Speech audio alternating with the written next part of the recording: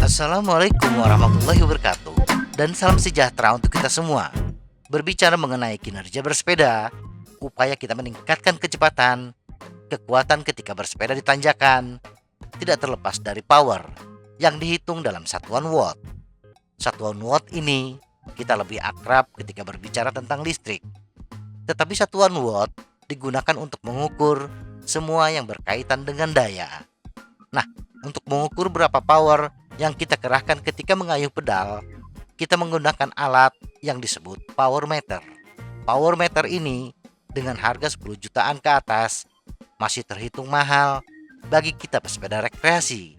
Bagi kita yang tidak memiliki alat power meter, ada beberapa aplikasi yang memberikan perkiraan berapa rata-rata power yang kita kerahkan ketika bersepeda.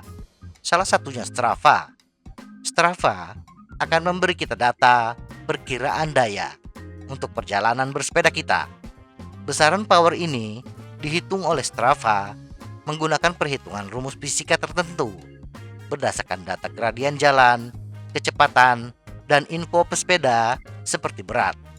Tetapi hasil perkiraan power rata-rata ini kadang-kadang tampak lebay, walaupun tidak jarang juga menghasilkan angka yang mendekati akurat. Kenapa bisa begitu? Mari kita bahas.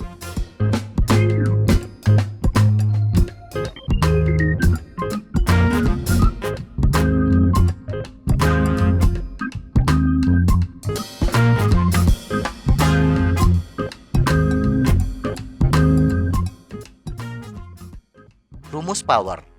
Perkiraan power rata-rata sebuah aplikasi itu berdasarkan rumus fisika tertentu, bukan hasil ramalan, tetapi hasil perhitungan. Hukum Newton 1 yang terkenal sebagai hukum kelembaman menyatakan bahwa suatu benda akan tetap diam atau akan terus bergerak bila tidak ada gaya yang mempengaruhinya. Nah, untuk menggerakkan sebuah sepeda, kita harus menerapkan sejumlah gaya pada sepeda. Seberapa besar? Mari kita lihat hukum Newton 3, hukum aksi reaksi. Ketika suatu gaya atau aksi diberikan pada suatu benda, maka benda tersebut akan memberikan gaya atau reaksi yang sama besar dan berlawanan arah dengan gaya yang diberikan. Jadi seberapa besar gaya yang harus kita kerahkan untuk mendorong sepeda bisa melaju pada kecepatan tertentu adalah sejumlah gaya perlawanan sepeda. Gaya apa saja yang harus kita lawan atau dikenal sebagai hambatan? Setidaknya ada 3 plus 1 hambatan. 3 hambatan yang melawan gerak maju sepeda, yaitu gaya gravitasi, hambatan guling atau gesek, dan hambatan udara. Serta 1 hambatan yang mengurangi efisiensi gaya yang kita terapkan ke pedal, yaitu hambatan mekanik. Total 3 gaya tersebut, bila kita kalikan dengan kecepatan, akan menghasilkan apa yang kita sebut daya atau power. Jadi, rumus power adalah total gaya hambatan dikalikan kecepatan. Tetapi power di sini baru jumlah daya yang kita kerahkan ke pedal sepeda. Berapa persen yang sampai ke roda belakang? Jawabannya tergantung berapa persen power yang hilang. Power yang hilang ini disebabkan oleh hambatan gesek mekanik, seperti gesekan rantai dengan chainring, gesekan gotri dengan dinding bearing, dan lain-lain. Jadi, kenapa Strava tidak akurat? Bergantung pada keakuratan 3 gaya tadi. Data gradien jalan. Ketidakakuratan perkiraan Strava bisa disebabkan oleh ketidakakuratan data gradien di database mereka. Data gradien akan mempengaruhi 2 gaya, yaitu gaya gravitasi dan hambatan gesek atau rolling resistance. Perlu kita ketahui, data gradien yang ada dalam peta Strava berdasarkan citra satelit, tidak diukur langsung di lapangan, dan bahkan bukan data dari mereka sendiri, tetapi dari pihak ketiga seperti data Google Maps. Kondisi ini bisa membuat perkiraan melenceng jauh. Misalnya dalam database mereka, satu ruas jalan dianggap memiliki gradien 0%, di mana berdasarkan rumus, gaya gravitasi tidak memiliki pengaruh alias 0 ketika di gradien 0%. Padahal kenyataannya, ruas jalan tersebut mengalami kenaikan. Misalnya ruas jalan sepanjang 100 meter terjadi kenaikan 1 meter. Atau dengan kata lain, ruas jalan tersebut memiliki gradien 1%. Power yang kita butuhkan untuk kecepatan 20 km per jam di gradien 0% adalah 57,34 watt. Dan di gradien 1%, power yang dibutuhkan 103,23 watt, selisih 45,89 watt. Data berat total. Pernahkah kita menimbang berat badan dan sepeda beserta perlengkapannya ketika mau berangkat bersepeda? Saya yakin tidak. Nah, perhitungan power Strava membutuhkan data berat total. Dan data berat total yang kita masukkan adalah angka perkiraan kita, bukan angka nyata. Ketidakakuratan data berat total memang tidak terlalu mempengaruhi perkiraan power.